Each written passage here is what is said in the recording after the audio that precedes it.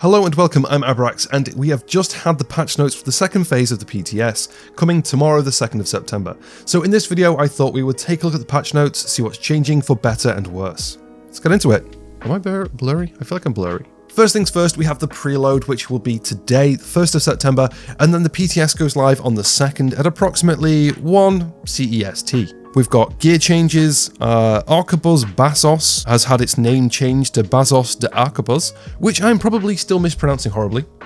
Bear with me, I'll get there. It's had its 3-piece set bonus changed from 20% ammo capacity to 20% magazine size, which is great. That is a good change, it's a great change. 20% ammo capacity, none of us really run out of ammo. It wasn't worth being on a 3-piece bonus. It wasn't worth stacking that set for the sake of 20% extra ammo.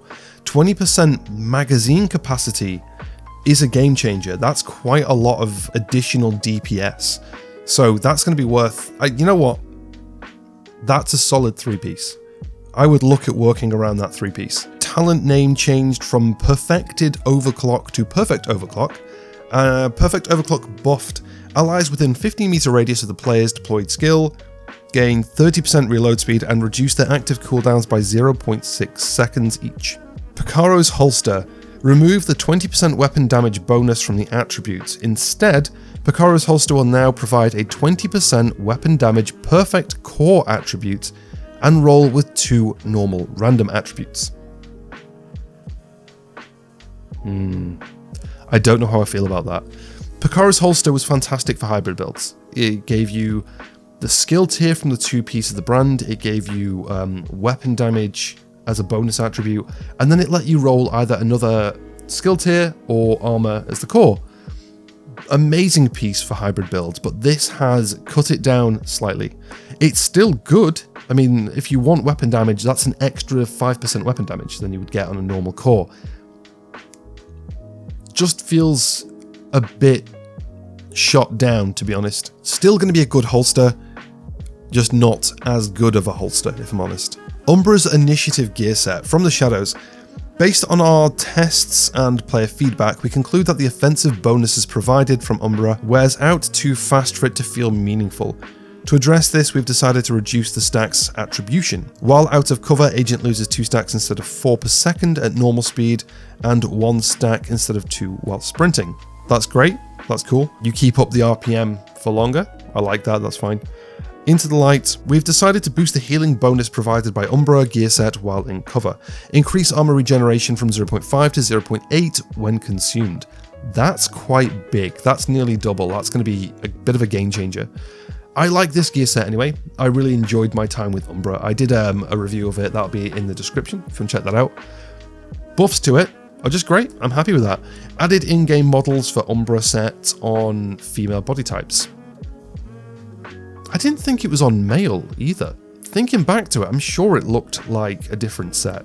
Gear rebalance. Ongoing directive, fixed an issue where hollow point ammo would not give bonus damage to party members. Okay. Oh. Striker's battle gear. With the addition of Heartbreaker gear set in Season 9, Striker's lost its place as the pure offensive beast that it was designed to be. Okay, maybe in Div 1, but Div 2, Additionally, the fix to make Heartbreaker stacks additive instead of multiplicative also needed to be applied to Striker for both sets to behave consistently. We have taken this change into account in our rebalancing to make sure it doesn't result in a reduction of its damage bonus. Changed damage modifier from multiplicative to additive. Bit of a nerf. Striker's Gamble. Weapon hits increase total weapon damage by 0.65%. Stacking up to 100 times. 2 stacks lost per second between 0 to 50 stacks, 3 stacks lost per second between 50 to 100 stacks.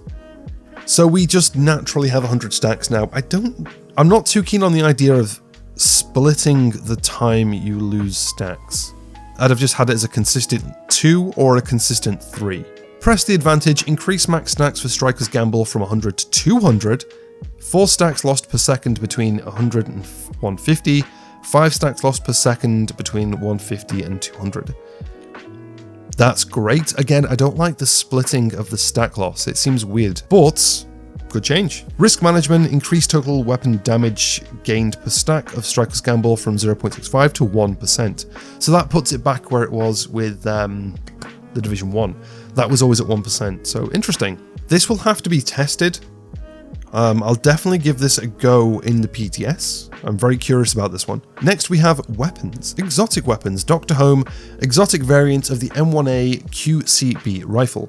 We're happy with the fantasy and the exotic mechanic of this weapon, but we agree that it needs a bit of a kick to become a truly valuable alternative to other weapons in the Division 2. Increased RPM from 200 to 350, increased an issue with the armor kit dropping from unmarked targets.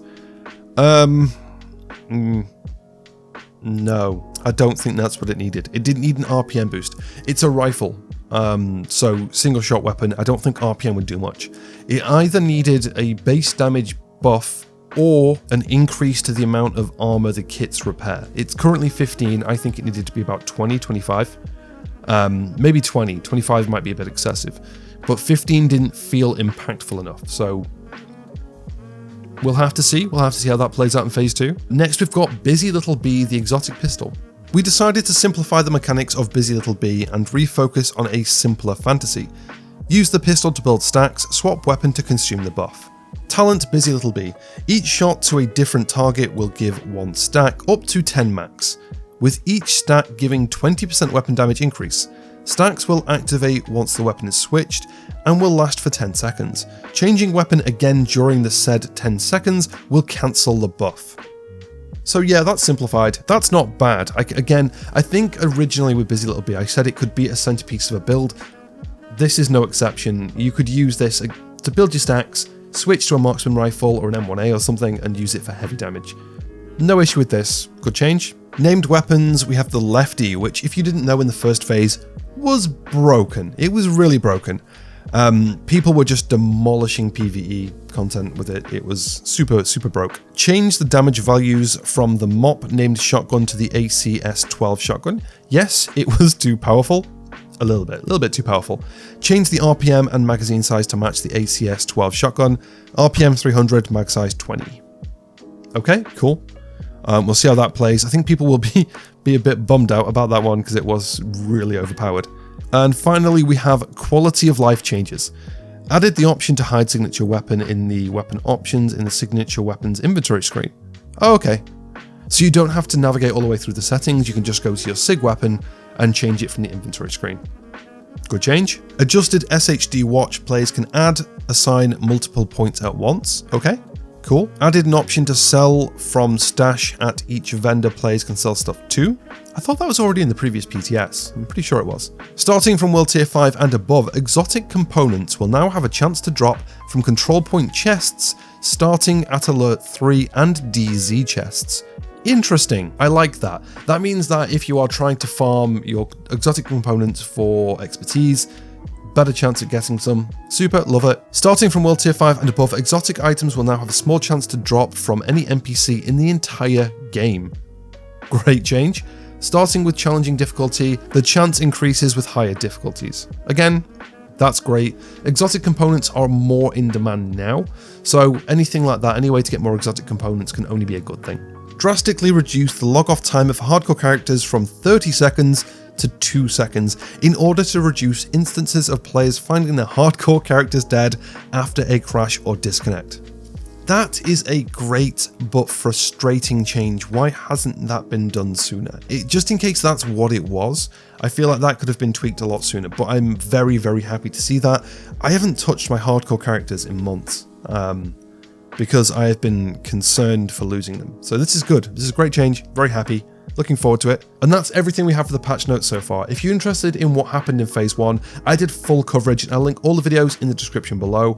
I will be covering Phase 2 in the same way, so keep an eye out for those videos. If you enjoyed this one, give it a like and don't forget to subscribe for future Division 2 content. As always, a massive thank you to my supporters on Patreon for supporting the channel and helping me make it the best it can be.